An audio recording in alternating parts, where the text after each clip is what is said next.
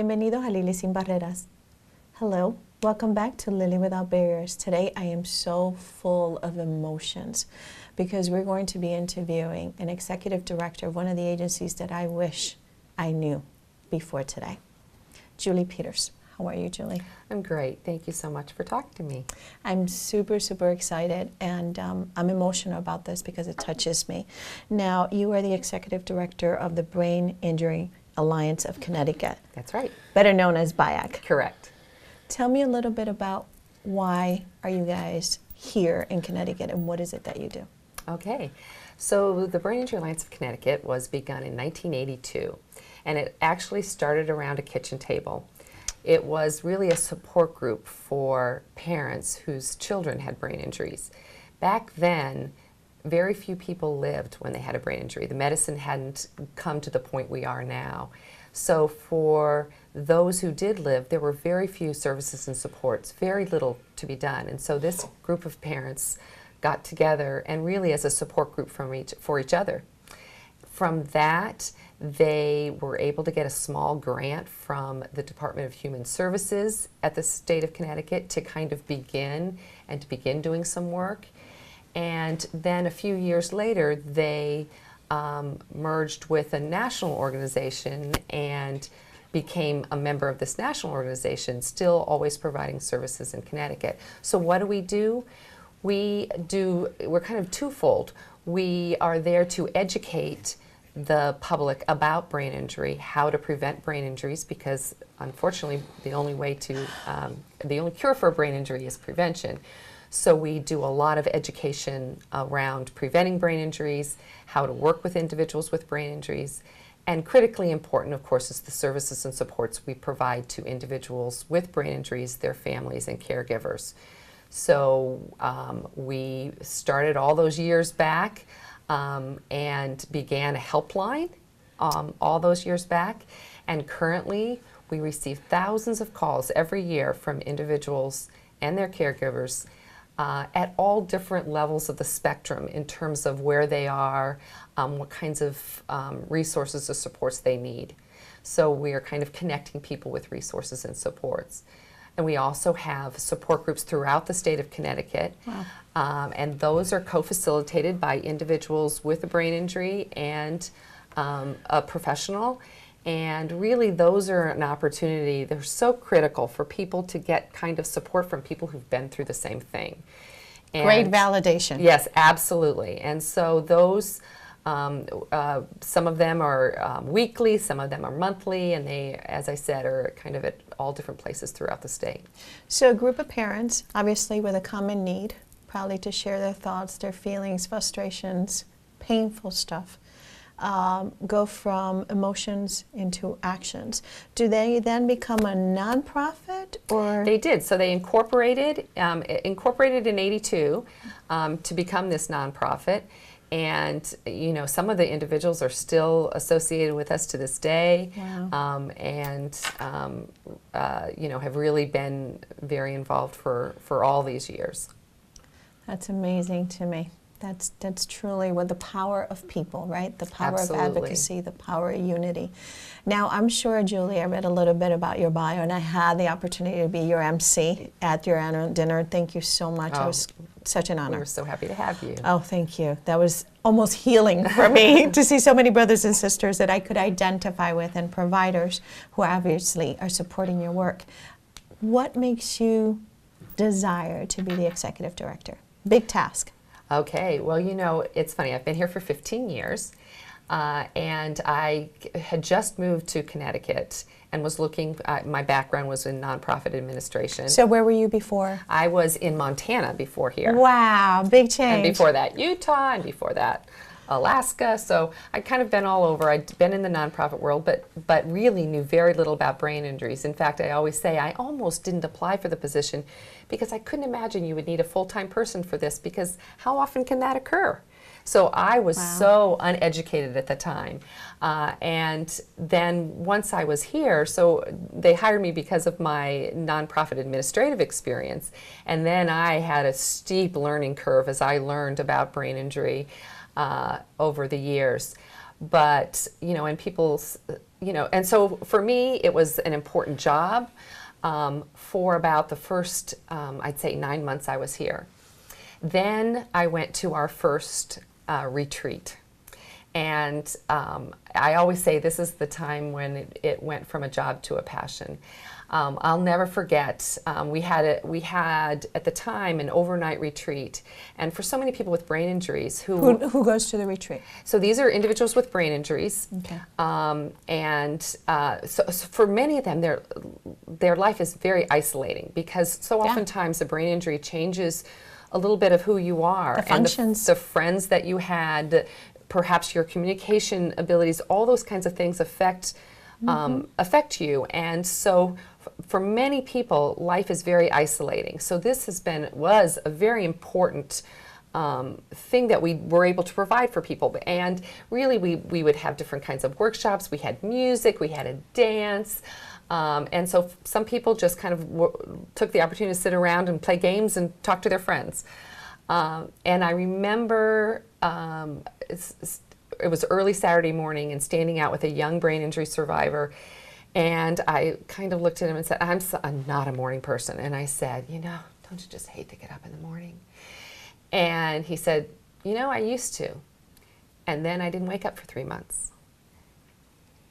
And from that moment on, I will never forget that moment. My job, and as I get a little teary myself, went from... I'm walking with you. went from a job to a passion. And I have been fortunate to serve these individuals and their families for 15 years. And it is, it's my life's calling. And that's why, you know, it's so important to me, what we do. I honor your tears. I truly do. It's vital for me to do this show because I am part of this community. However, it's baffling to me that your funding continues to shrink and shrink and shrink and shrink. And I know that you're not the only agency, but I know you're the only agency that people can run to. And so not only are you working on you know, managing a nonprofit, for those of you that don't know, that's hard work. But you're also concerned about how your population is going to be affected. And isolation is one that we can go back to at so many levels if your services continue to have no choice but to go away or to be sacrificed. How do we educate people? And I call it the fountain of information. So you're right now a fountain of information, but almost people have to come to you and find you and do all of that. I didn't even know you existed. And I say this in camera, had I known, I'm sure my life would not have been so lonely in my recovery. As an executive director, and you're watching this program change, you've been here for 15 years, so this is now your baby, as they say. And you hear these stories, and you're very involved, because I saw you at the event, very, very involved. People call you by your first name. My assistant called you, and she was like, she didn't give me her last name. She just said it's Julie. So the way that you talk to the community, interact with the community, and now it's become your calling. What can we as a community do to ensure that Julie continues to be able to provide, in conjunction with your partners, the best quality of life for them? Well, you touched on one of the most important and difficult challenges of my job, and that is funding. We have continually faced funding cuts, as so many nonprofits have in Connecticut. It's particularly bad this year. Because in the current allocation plan from the governor, because there is no state budget, he has proposed total elimination of our funding. Which means how much money? $156,000, which for us would mean a drastic change in the organization that we are. We are already kind of bare bones. We have reduced quite a bit over the years. We only have 3 FTE program staff who are doing so much work for so many people. So one of the first things that we ask people to do is really contact your legislator. Ask them to pass a budget that includes full funding for the Brain Injury Alliance of Connecticut. That's a simple message. that we're just really trying to get people to do. But you touched on another important point, and that is people don't know we exist. They until a brain injury happens to them or a family member, and they may have a physician or someone refer them to us, people just don't know. We're not on anyone's radar. And when you... Why do you think that is? Well, part of it goes back to the funding. We don't have the resources to be doing a lot of outreach. When we have one part-time person doing all of our outreach throughout the state, it's difficult to get out there. It's difficult to get people to be aware of who you are. I think we're trying to do a lot more with our website and our online presence to give people those resources so that they can, if they type in brain injury, one of the first things they're going to see in Connecticut, if they say Brain Injury Connecticut, they're going to get to the Brain Injury Alliance of Connecticut website. And hopefully there they can see, okay, here's a helpline. I can call this helpline. They can see the different kinds of resources and supports that we provide.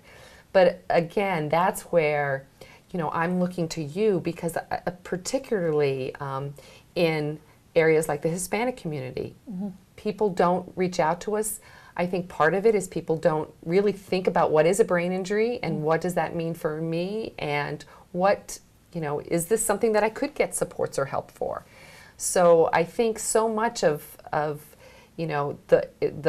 funding is kind of a circular with the fact that we aren't well known, and so trying to get both of those at the same time helps us be able to do more services. Absolutely. And reach out to more people to get more people to know about us. But it's a challenge. Let me congratulate you on your website, because part of my research obviously was to go on your website and your Facebook, and I did a lot of crying last night because you have stories. And I think a lot of people put up a website and there's these very clean stories, and what I mean by that is they take all the pain away, so they give you just the recovery part. And one of the stories that you have on your Facebook is somebody who is completely active, who actually worked in a corporation, which is more common than not. Okay, I'm a testimony of that. And so you didn't clean up the story. There was pain there. A whole family was in pain. He talked about how it was from the corporate world to now receiving services, to learning how to regain speech and how to deal with all of the newness, painful. All of the surprises that come in recovery. What can I do? What can I not do? So I think the way that you handle bringing that information, especially because I think it's kind and it's generous by telling the whole story. Right. I the agree. whole story. Not just telling the pieces that you think may sound sexy to one group or another. So I applaud you on having a website that's completely transparent. The helpline is there, examples of what brain injury is, also how to contact you, how to support you, but mostly is about education. When I see there's very little about your board members, which I found terrific. They didn't become the center of the organization. One of my questions to you is, obviously, you teared up, obviously this has become your garden and you want to plant more and more in it. How does one support you? So I'm an individual and I may call the helpline and I may get all these services, but can I become a member? Can I become part of your family type of thing? Absolutely. So that's also easy to do on the website. Members are help fuel what we do. Okay. So individuals can become members for as little as $25. There's different levels of membership, and it really does support the work that we do. And also just there's all kinds of ways that people can donate to us, and again, that's on the website. We also, it's always so touching, but we have people who do little community fundraisers for us. So they may do a Blue Jeans Day at their work, or they may do some kind of a sale or whatever it might be. And Raina, who I know you've talked to, yes, has done some of those for us. And those are wonderful ways that take little work from us, where individuals can kind of support us in those ways. Every little bit counts. Every little bit that someone can help us. And it helps us do the work we do, because our helpline, our services are free. We don't charge for them, and so any way someone can help us makes us be able to give back to those who need us the most. I'm going to talk to one of your staff members and Sarah, who happens to be one of your board members. But I want to hear from you. Who do you think is the majority of your population thus far? Who do you think is the majority of your population? Well, that's funny, because what I say is, you've seen one brain injury, you've seen one brain injury. And so it's very difficult to categorize. Our callers and the people who reach out to us are as diverse as brain injury is. It doesn't discriminate. It can happen to anyone at any time. Yes. Sometimes our callers are family members, and their loved one is just being released from the hospital, and they don't even know the questions to ask. They don't even know where to go next. Yeah. And so for them, it's really giving them tools. And we have a wonderful document navigating the brain injury systems in Connecticut. So for family members, just going through that in the very beginning. Some people, we have callers who really just need our listening ear. We have callers who've been calling us for many, many years, and they just need to know that someone's going to pick up that phone and care that that they were volunteering in a new place in the community, or that they had reached a new level in terms of some ability that they are able to accomplish. And so for some people, we're just that listening ear. Other people might be doing fine for a while and then come to some kind of roadblock in their life and need our support. Some people just need the names of individuals. Maybe it's a neuropsychologist, maybe it's a neurologist, a rehab therapist. They just need the name of someone who can help them, and we're able to provide them with lists of people who can help them. Let me pause for a second. Neuropsychologists are vital to this process. I know everybody hears about neurologists, but who saved my life was someone who knew what was happening holistically, who can listen to me and go, oh, okay, that's what's going on. So I don't think they get enough credit for their field. Because you can go, with all due respect, to a psychologist or a therapist, but someone who does not understand how the brain actually works, and we're still in discovery every day, every minute, it is very difficult for them to understand what your roadblocks are, what you're feeling, and sometimes we don't know. Absolutely. So we need somebody to say, does it look like this? Does it look like that? So I have amazing respect for neuropsychologists, because I think they really, really are super committed, and it's a much larger task. So I'm so glad to hear you mention them, because they don't get enough credit as far as I'm concerned. Now, I ask this to all of our guests, regardless of what the topic is. If you had the magic wand, what would happen for BIAC? Well, funding wouldn't be an issue. If I had a magic wand, we would be able to provide the level of services and supports that our community needs. So people would know about us. I'm going to challenge you a little bit, if I may, and this is kind and generous on my part. It comes from that place.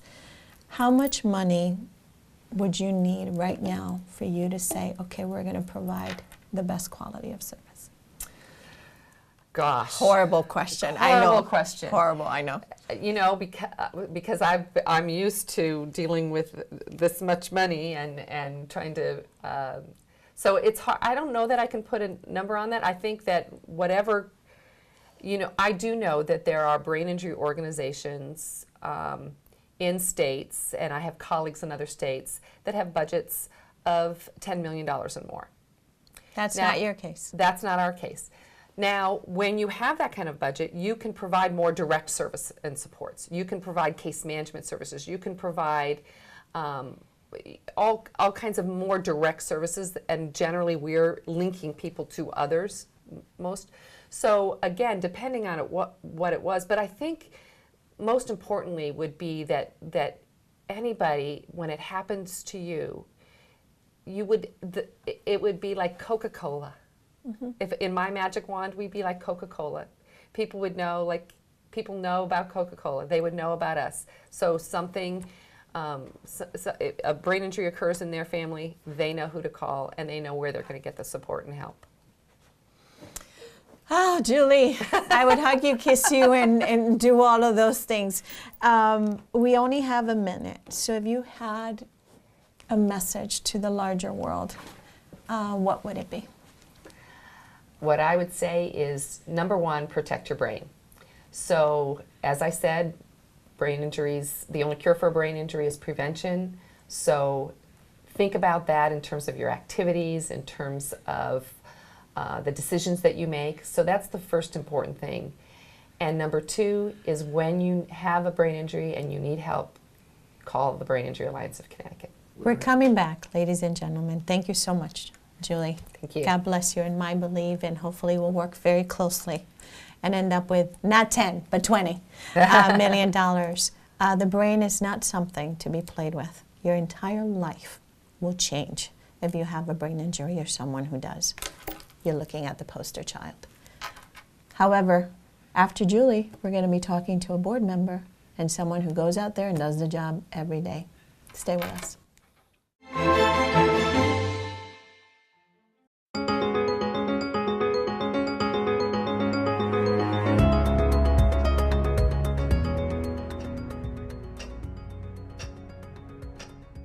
We need to take a statement so we can establish what happened on Saturday night. What time did you get back to David's flat? What time? I don't know. Can you give us an estimate?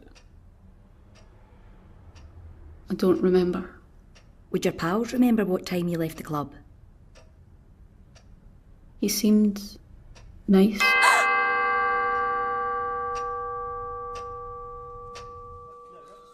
She didn't remember much, did she? I know. And now we've got to waste more time on a daft lecture. We know how to deal with victims. We've had years of experience. Well, some of us have had more years than others. I'm in my prime, I'll have you know. That'll be right. Today's session is about trauma. The latest in brain science will help you in your work. I'll start with a tour of the parts of the human brain. The reptilian brain maintains basic bodily functions. The limbic system is also instinctive.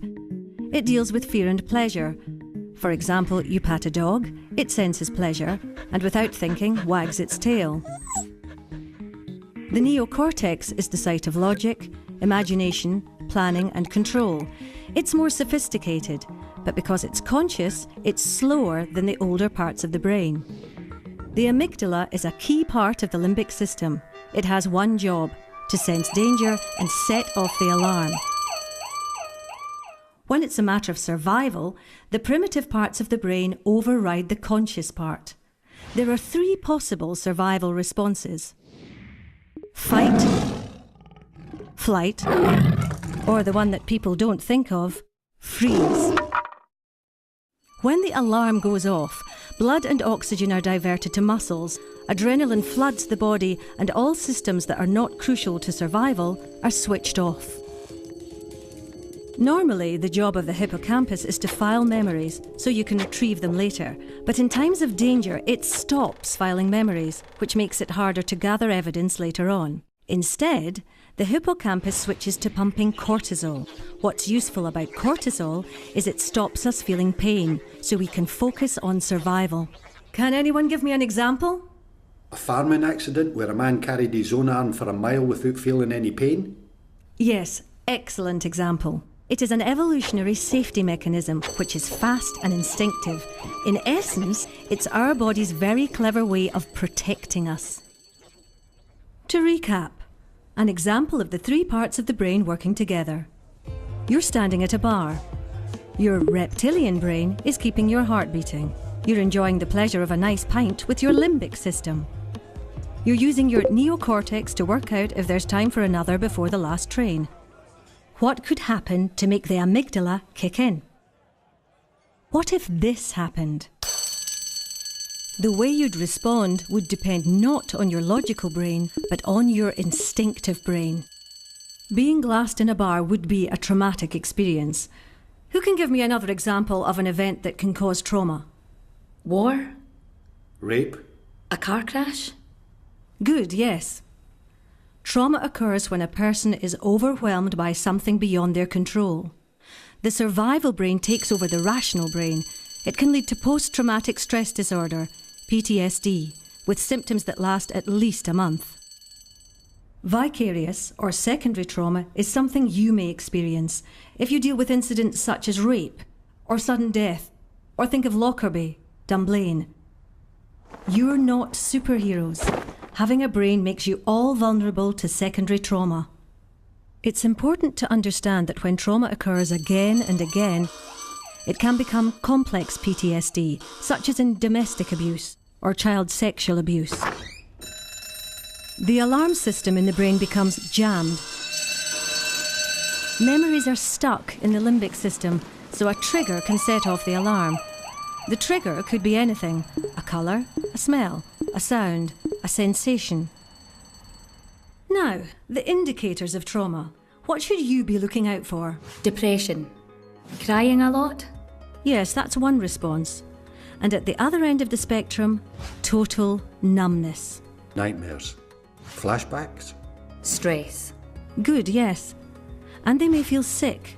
Also, shame, feelings of guilt, inability to enjoy sex, social isolation, triggers.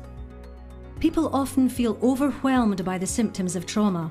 This can lead to using alcohol or other drugs to block out memories, or self-harm, or dissociation when a person's mind detaches from reality. Indicators can be specific to the type of trauma. Say, dental problems, when someone who was orally abused avoids going to the dentist. A victim of abuse might bond strongly to her abuser. This is known as traumatic bonding, or Stockholm syndrome. And jumbled up memory, when a person's normal recording of memories doesn't work. Can you recall any times you've seen that symptom? What time? I don't know. A traumatised person may not seem like her usual self, or may be hypervigilant, on edge, or being startled by everyday things. Everyone is different. You never know what impact trauma will have. Symptoms can change from day to day. So what does all this mean in practice, in your job? A traumatised person's brain is protecting them, but that normal human response of self-protection can get in the way of evidence gathering. The US military has developed new trauma-informed interviewing techniques that you can use to work around this. Research shows that if someone seems vacant, they could be distracted by their traumatic memories. Try to ground them by asking a simple, non-patronising question such as, "Are you thirsty? Do you want a glass of water?" This can help bring them back to the here and now. Don't expect a logical, linear story. Ask, "What can you recall just now?" Find out what the victim physically felt or saw. Working this way, from the instinctive sensory parts towards the logical parts of the brain, you'll get more results. In conclusion, 4 things for you to take away. Trauma response is the brain in survival mode. Repeated abuse can make trauma symptoms worse. In response to trauma, people will behave in unexpected ways. Remember, trauma is a normal human response to abnormal events.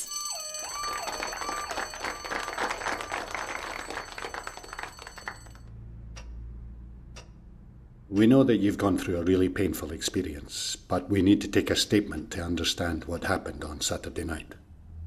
Are you able to tell us anything that you remember about his flat? Anything at all? A dog. Barking. Are you able to remember any physical sensations or feelings that you had? Cigarette smoke. I can smell it now. What was going through your mind? I couldn't understand it. I just couldn't move, or even scream. To freeze is a perfectly normal response. So you start with the memories, you don't start at the beginning. You have to engage with our feelings to get to the facts. Makes sense. Check you, Professor, getting all sciencey on us. Well, if it gets us usable evidence. There's life in the old dog yet. Oi. But now you're going to meet the people who daily are doing the work. So with us is Bonnie. Hello. Thank you. And Sarah, you're part of the board, actually the board president. So my joke with Sarah is she does everything. So I don't know what's going on at home that they give you so much time. I may need to talk to your loved ones and see how do you get that much time? Because I always get the phone call, are you ever coming home? So Bonnie, I hit it off with you, and I've said this to you before at the conference. I felt like you could see people, not just physically, but in their hearts. And I thought, that's unique. I want to get to meet that woman because I've been in the invisible arena. Sarah, I've always had that connection with you. Thanks to Evelyn Mantilla, we made that connection. Bonnie, you work here. Yes. So you see what's going on a daily basis. You get the phone calls. You have to advocate for people. What is that like every day? Sure. Tell me a little about that. Well, you know, it's interesting because I see two sides of it. On the one side, and I think foremost, I come to work every day. I look forward to coming to work. It is my life. It is my life. You know, it's a wonderful feeling to come into the office every day and know that what we are doing and the services we are providing and the programs we're offering, it's making a difference, the difference for so many people throughout the state. So it's wonderful. This is a particularly difficult time, honestly, and painful time in the state because of budget cuts and, you know, lack of money. And Yeah, we that's talked to Julie about impacting that, us yeah. directly, of course. And so we, on a daily basis, take phone calls from folks. And today, more than ever, you know, we feel the gaps of services and the lack of programs for people throughout the state.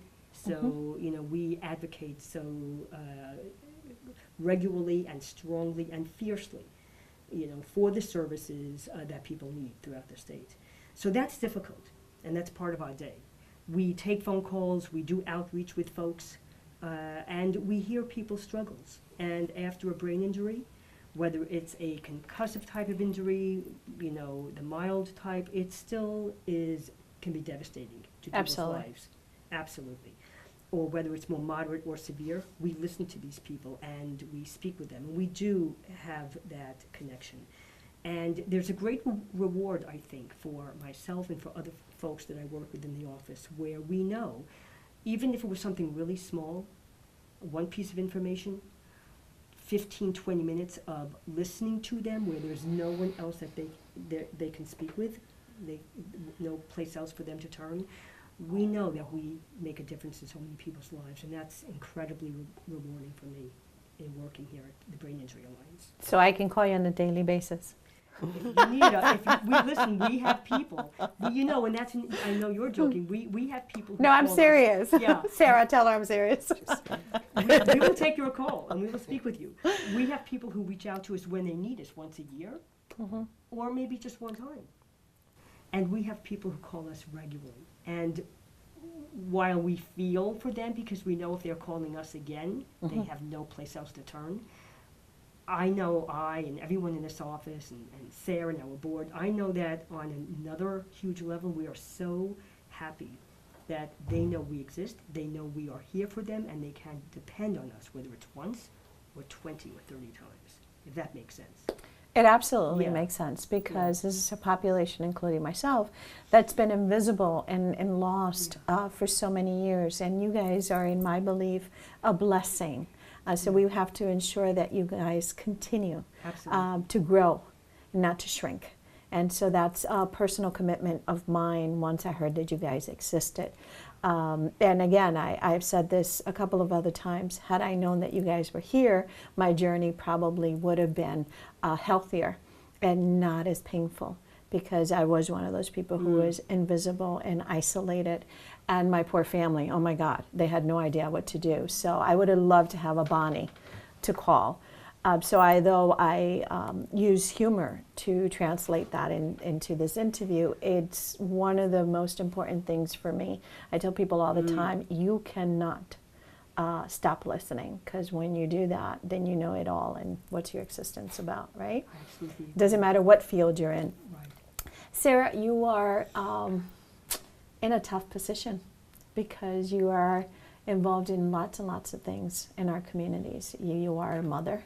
You are a wife of somebody who adorably puts these postings about how proud he is of you. I thought, oh, how romantic is that? That's true love. So you have love in your life, and you're constantly offering love. I mean, I'm sorry, I don't want to make you cry, but it's important for people to know that we all have emotions and we all have feelings, and we're driven by them constantly. As a board member and the president of the board, what are some of the things that you meet every month, every week, quarterly, however it is that you meet, that you go, we still have this lingering, we still need to do more here, we still need to do more? Because I love to give good reports, right? As board members, everybody loves to come in and go, yay, that's working. What are some of the barriers that you identify and go, God, we got to get through this one? Wow, that's a big question, and something we actually just finished. The board just went through a big year of a strategic plan, so we've actually identified specific areas that we feel like the organization could do more. I mean, there's a million things we could do, but things that we think in the short term we could potentially focus on. I mean, just to step back for a second, this group of people are amazing, and they're working on a shoestring, and they're a small organization, and they're the only people in the entire state who are doing what they're doing. And so it's a lot already what they do. I mean, the helpline alone is phenomenal, just a lifeline I to got so many people. super excited when I heard that. Yeah. Great program, great service, thousands of calls. I got super excited. It's to amazing. hear that. And the budget is a challenge, so it's hard to know where we can go from here moving forward. But some of the areas that we have identified, so one is to reach out to communities of color. Those communities have not accessed our services as much as we would love for them to. So if anybody out here is connected to the Latino community or any of the other underrepresented communities in our work, we would love to find ways to problem solve with you, to figure out what we could do to make services that work for you. Another area that we're really hoping to reach into more is people, but especially women, who are survivors of domestic violence and interpersonal violence. It's clear that those people are experiencing trauma to the head, and probably, like many people, not thinking of that. So probably thinking, well, my broken arm healed, or I got my kids to a safe place, or I got an apartment, and not thinking, why, I can't remember the way I used to, I can't focus with the way, well, it's stress. Why is my anxiety so Right. much? Why can I not read the way I used to read? Why am I having so much trouble watching the TV? Right, helping my kid with their homework, all this. So we really want to reach that community and help them understand what is happening and help them understand what services are available for them. So that's another area. And another area is to look, we don't do a lot yet with kids, and of course pediatric injuries are huge, especially sports concussions and those kinds of things. And then the last area of our 4 areas that we really want to focus on is to try to get more of our resources online, on both like platforms like Facebook, but also on the web page, so that people who can't travel or have other barriers, Big challenge. Challenge. So travel is, especially our state is not good with public transportation. But even people who don't necessarily want to come out of their home and identify themselves as having had a brain injury. So veterans, you mentioned earlier, are people that might not want to come to a group, might not want to come to this office. And it takes a little bit of time to trust that I can. Exactly. And that you will hear me, and that you will see me. That you will see me, and that you won't see me as what I don't want to be seen. Right, as broken. The stigma and as right. broken. So if I can sit in my room and turn on my computer and access resources, that might be a much safer first step. So that's the kind of thing that we want to try to get more online, so that people can access that. I think that's fabulous. That's amazing. We used to also have more, I'm saying we as if I had anything to do with any of this, but the organization used to do a lot more of going into schools and working with kids and just education around prevention, because obviously the direction to go is prevention, you know, as much as we want to help everybody after the fact, how great if it could have been prevented in the first place. But that's become a challenge not only with resources, but schools are so strapped for time. They have absolutely. their curriculum, every minute is scheduled, and so trying to come up with creative ways. Bonnie's been working hard on creative ways of trying to reach kids in the school before anything happens. Well, hopefully we can create some videos or something for you that you can, you know, invite people, like a media bite or something like that, so people go, oh, we definitely want to have these people, because there many schools, many places are being asked to engage in certain things, but this is life-threatening for a lot of people. And if you get an injury, and I don't want to say I was lucky, but I had a support system, so I was blessed. I'll put it that way. I had people in my life who were willing to fight for me, even when I was not willing to fight for myself. I wanted it done and over with. So there were people. However, there was not an agency that I knew of. There was not a Bonnie that I could call and say, I'm not sure what my questions are. I'm not sure, but I can't do this anymore, and I'm angry, and I'm frustrated, and I have to go on SSI because I can no longer work in an office like I used to. I no longer can read like I used to. I don't recognize the way of life as I used to. I can't get in a car. That took me a very long time. So I'm just trying to give people a perspective of how does that change your marriage, your relationships with people, your ability to trust. You know, your hands are trembling in ways that a cup of coffee becomes a challenge. And that's what's happening for an adult. Imagining what's happening to a mind that's developing at an early age, and the stigma, and how parents are probably feeling isolated. So do you find, Bonnie, that people call you not necessarily with the question, but you help them with the map? You know how it is to like get a map and go, I'm one of those people, please don't ever give me a map. I turn it around in the hopes that I'll find the place. But do you find people calling you and saying, I don't even know why I called you? We really do. And I just want to be clear, and I'll speak about a phone call I actually just took yesterday at the very end of the day, and it's similar to what you're describing. But I want to give due credit, quite frankly, too. We have a team of folks. You know, I have a few staff under me, and they actually work the helpline every day, day in and day out. And Thank you. And they take the bulk of the phone calls, Melinda and Laura, and then Renee is our wonderful part-time outreach manager. And I'll speak, if I have a moment, about something Sarah had alluded to, which are the online toolkits we've developed. But I want to respond to your question. As an example, I did.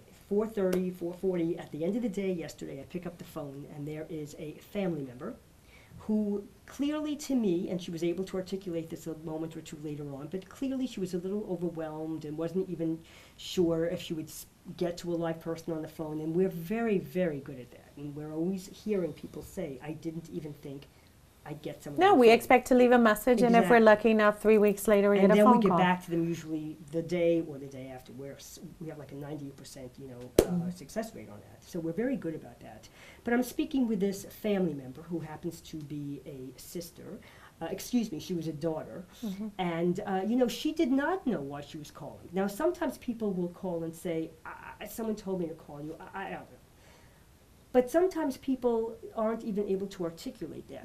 And what we have to do in this office is we have to, of course, listen and be responsive and let them know that they have gotten to a place that is safe and a place where we will do our best to help them. We're not miracle. I always say, I wish I could snap my finger and create that for you. I can't. Maybe you're creating a miracle you're not aware of. This is what I can do for you, and we're going to get through this together. And a lot of times, and I did this yesterday, I'll say, I understand, and I do. You asked, or you had mentioned earlier on about what the energy that maybe you had felt from me, and like all of us in this field, I think, who have stuck with it beyond a couple of years, it can be very difficult. It's a very challenging field. You have to come with a driven passion and a commitment. And some of us have some personal stuff in our backgrounds, in addition to the professional. But you really have to connect with a person. And, I said to this daughter, I said, you got to a good place. We're going to do a good job at helping you. But let's step back. Let's both take a deep breath. I just took one. Did you Yeah. realize that? I just took I one do that all myself. the time for myself and for the person on the other end, because you feel the person on the Yeah. other end. You feel their struggle, their, whether it's panic or confusion or their desperation in trying to do best for their loved one, or if the person themselves has an injury. So you feel that it's hard not to feel connected, to be honest, as a caring person, I think, on both ends. So I said to this daughter, let's break this down. We have a lot of things in front of us.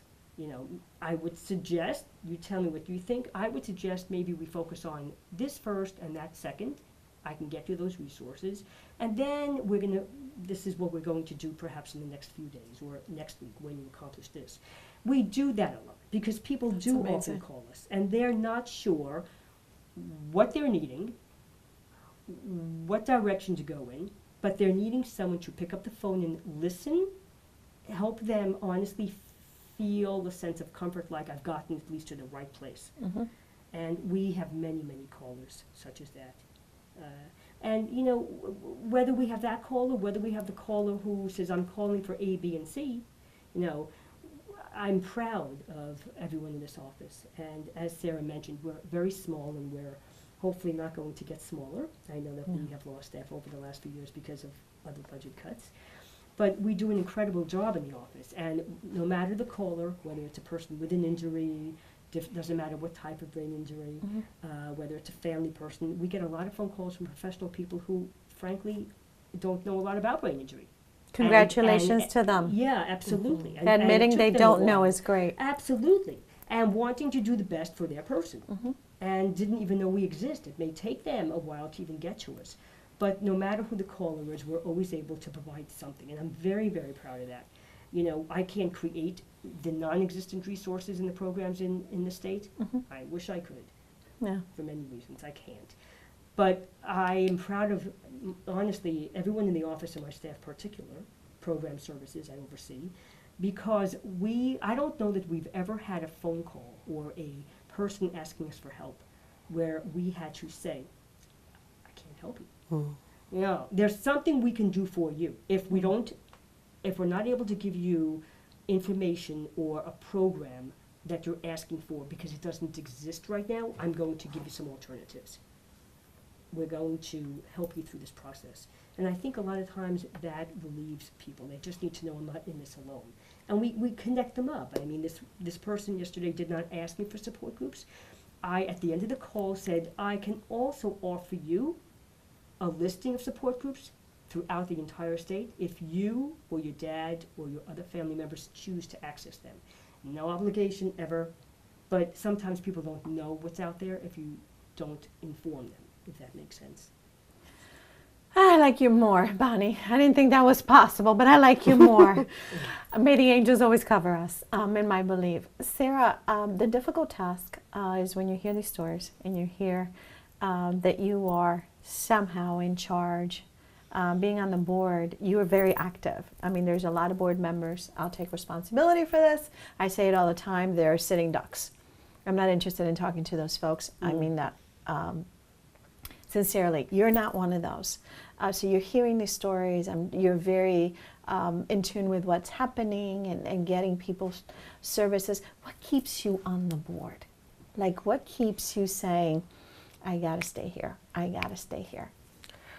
I mean, I think the stories do, and just to make the point that the helpline is the lifeblood of this organization, but they also do amazing other activities. So there's a Valentine's dance every year, which is wonderful, and those are the kind of events where, in the walkathon, where you show up and you meet the people on the other end of the helpline, and the people, they have support groups all over the state. I do one that's in Hartford. And so you do one yourself? I facilitate a support group at Hartford. Okay, yes. which supports my point of you do everything. Yeah. No, we're a very active board. I would say all of the board is, we're a working board. We're not one of those boards that meets and looks over the money and moves on. We're all very actively involved in what goes on with the organization. But those events where you really meet the people that are being served, they make it clear to you that what happens here is important. It changes people's lives. And I will also say, this is, the organizations that we stick with are the organizations that make us feel good in a lot of ways. And this is the kind of organization where if I do one little thing, I get a thank you card signed by every person in the staff, mailed to my office, and that makes a difference. They're a group of people who, I mean, under Julie's leadership, who are, they get how to make people feel appreciated, and that also keeps me coming back. I think that when I went to, well, I don't think, I know one of the things that I experienced at your conference was that you couldn't tell who was a member, a client, and a provider. Right. And I thought, when you can put an event, I mean, there's a couple of providers I met at the hospital for special care, and one of them, for whatever reason, I could not remember having an interaction with him, and he said, oh, they found a spokesperson. I had no idea what he was talking about, because I was too busy reading what I needed to read to be the MC, and Faith Middleton was there, so I felt like there was a lot of pressure, and self-imposed, of course, because she's such a nice person. And it wasn't until I left that I was like, how does he know that I suffered a brain injury? And I don't cover it up or anything like that, but I do remember the interaction. And later on, I looked up his name. I was like, we were in a meeting together. But you guys did such a great job. It's one of the events my husband went to, and he didn't, why did you bring me here? Can we go now? Yeah, I've done my husbandly duty. Please take me home. He really, really enjoyed that. And he's a survivor of his wife living through it. So Family for him to be members, totally engaged, again, he got lost happily in the way that you guys put together this fundraiser. He was in there for the conference, but for the fundraiser. How were you able to do that with all these egos that we all have? Because we all have one, right? How do you able to do that? Staff, board members, executive director. It was so seamless that I didn't even know who Julie was. I mean, Sarah I know, so it was easy to gravitate towards Sarah. I know the face, but I didn't even know Julie was the executive director. I mean, it didn't come across as I am. It was more we are. Yeah. Well, I love hearing that. And that makes me happy. Good. I'm glad I It can make you does. happy. I'm sorry. I love hearing that. It brings emotion, obviously, to me because, in our daily struggles, and we've spoken about the struggles, it's a little stressful right now. We need to exist. Oh, It's yeah. not about me, my livelihood. This organization needs to be here for obvious reasons. And I'm sure your salary doesn't complement your work. No. Well, that's what I said before. If Yeah. you're here because That's what I mean. you need to be here. It is, for me anyway, we all have the passion. But it's almost, I feel compelled. I mean, I will not turn my life away from brain injury, and I feel committed to this organization and to the services we provide. But to respond more directly to your question, how do we do that? I think my opinion is, and I'm sure Sarah will chime in, we believe in the mission. Everyone that's involved, the board members, the small staff we have, whether it's Julie, the ED, and the director, the program and services, the staff, everyone, we believe and we share in the commitment of the mission. And so when we have a goal or an outcome, whether it's the walk that Sarah was speaking of, or the Music for Thought fundraiser, or the picnic where we get over 200 people, or the retreat for healthy living. If I don't get we're invited all to any of doing it those, together. I'm going to have a problem. Are you kidding? I'm going to rope you into. I'll give It you sounds one like quick everything is fun. example. I'm not sure how much time we have left. I'll give you one quick example. Yesterday, we are sending out materials, postcards for our upcoming walk. Well, we all go into that board. I can walk. We all go into that October conference room. 15th. Yeah. We all went in that conference room. Doesn't matter what your role is here. Doesn't matter what position you have. I can walk. Yeah, walk or roll where everyone's invited. And we were sending out these postcards. But my point is, and I want to make sure I get this across, doesn't matter what position you are, whether you're the ED, a director, a brain injury specialist, doesn't matter what you do. You're with this organization, and we're all going to pull together, support each other, and make sure we have the best event or the best program possible, period. If that makes sense. Absolutely. It's a commitment. They're very, the ego, there's no room for. No. because there's so much work to be done. Congratulations. Yeah, Yeah, of absolutely. I think this should be an ongoing conversation, and I know that if you're at home or your office or on our YouTube channel, you're going to want to continue to support this work. I would not be here if I was not able to recover, and still I have challenges. Only I can work for hours a day or something like that, and I get to do this, and that's why we dedicate ourselves to doing this. I want you guys to come on our radio show, come back, and to people feel like, I know Bonnie, I know Sarah, I know Julie, until we are able to become seamless in the community. And I promise to help you within the Latino community, because I'm not ashamed of my journey. And if it can help anybody else, it would be great. So we are not going to let anybody who we can reach be invisible. Good? Excellent. Okay, thank you so much. You're If you're welcome. at Thank home and you're thinking you're invisible, it doesn't matter, or I dare to say, if you're even thinking you're is not important anymore because you feel broken, let me guarantee you, stick there a little bit longer, pick up the phone, call us. We will make sure you talk to BIAC. We will make sure you talk to anybody. Hold on a little bit longer. My name is Lily. I'm joined with the best of the best, and I hope that every angel that's out there calls onto your door. See you guys soon.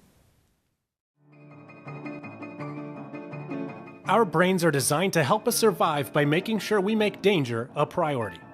This is done by the various parts of the brain, called the amygdala, thalamus, hippocampus, cerebellum, prefrontal cortex, full frontal cortex, the pituitary, and the flux capacitor. Got that? Okay, so basically the fear response begins with input from your senses. Together they create an emotional response. For fear, the response is typically fight, flight, or freeze. After emotional events, situations, or feelings, you begin to learn what situations are safe or dangerous.